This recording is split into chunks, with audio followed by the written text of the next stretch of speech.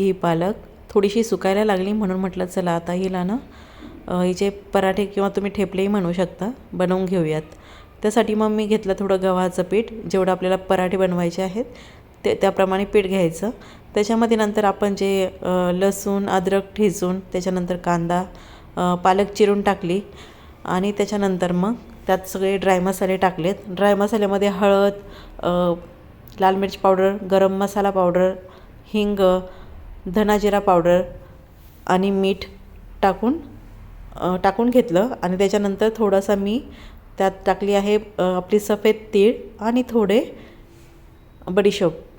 तर हे सगळं टाकून घेतल्यानंतर मग त्याला मी फूड प्रोसेसरमध्येच फिरवून घेतलं म्हणजे छान असा मऊसूत असा पिठाचा गोळा तयार होतो.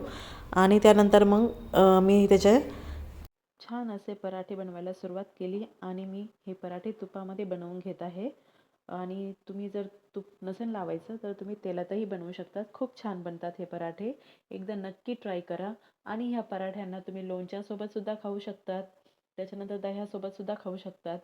नसेल दही तर तुम्ही ह्याला अगदी टोमॅटो सॉससोबतही खाऊ शकतात. खूप छान लागतात हे पराठे. एकदा नक्की ट्राय करा आणि चॅनलला सबस्क्राईब करायला विसरू नका. पुन्हा भेटूयात. बाय.